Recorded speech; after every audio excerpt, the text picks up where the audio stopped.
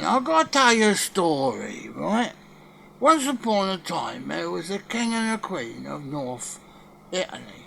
And then there was another king and a queen of southern Italy. This was around the end of the First World War, during the Civil War in 1926 to 1927. A guy called Aeroplane Ace used to fly an aeroplane. And on the side of his aeroplane was a prancing horse. Along came the end of the Civil War, and one of the kings and queens abdicated to let the other one succeed. They went to Sicily. Sicily is a place on the bottom of the boot, in between the kneecap and shin and the toenail. So anyway, they went somewhere else. The Second World War had erupted. Not quite completely over. A guy called Enzo came along and he wanted to make a fast car.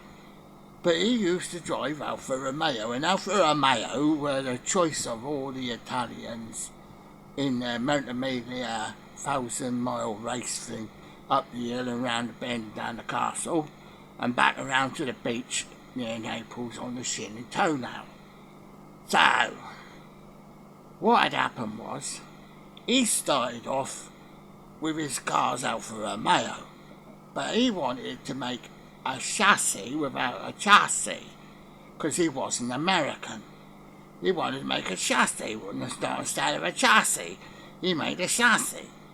And he started making all of these little race cars, right, to go racing with against the Alfa Romeo.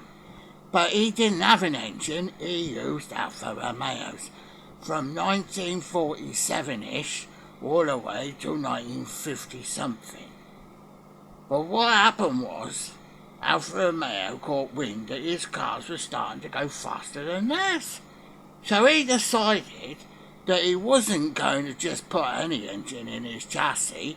He was going to continue with Alfa Romeo. But Alfa Romeo says you can't have our engines anymore because your cars are going faster than ours. It was around about the time just before Formula One had started to form. In England, there was a formula called Formula One. This had started to shape from a thing called Coventry Climax, who were making engines round somewhere, I can't remember the place of it now, but it's somewhere near something Climax, and they were making engines really fast, you see.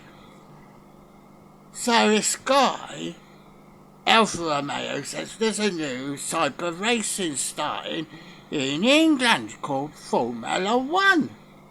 So Formula One started shaping, and the cars still hadn't shaped.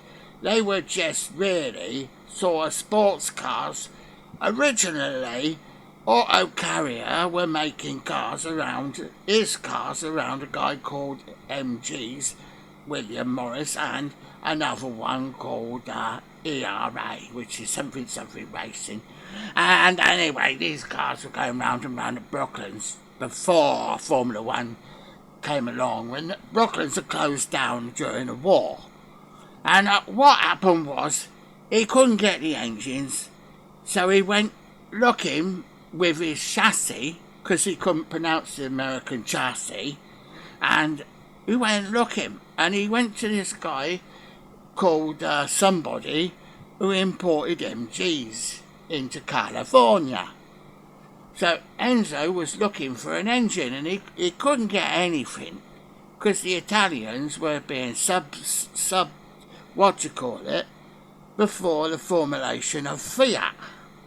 Fiat came a bit later on. It was mainly Alfa Romeo and Lancia.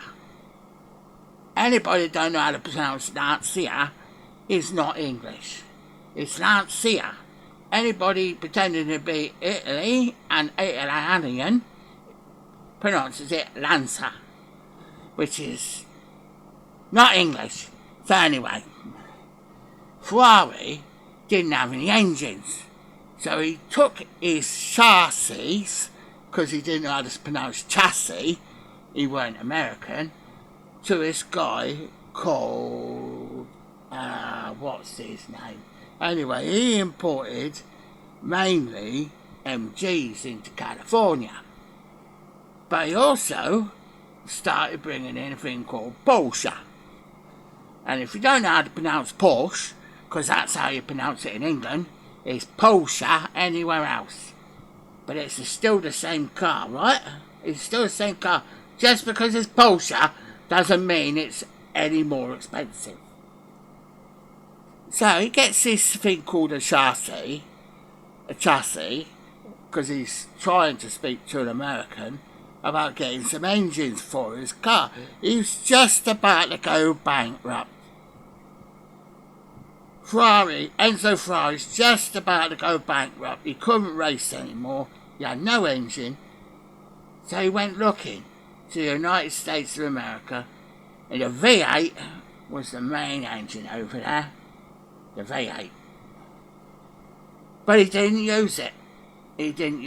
He might well have tried Chrysler. He might well have done. But it wasn't his choice of engine.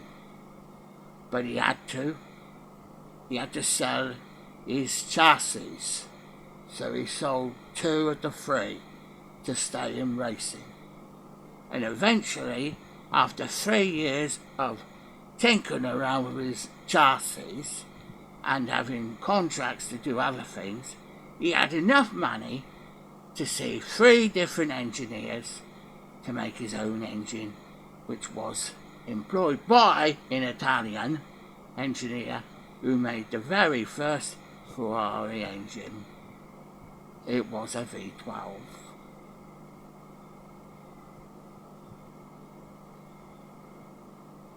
So what's that car you got there then? Because it probably had a Chrysler V8 in pressurised radiator testing around Sebring.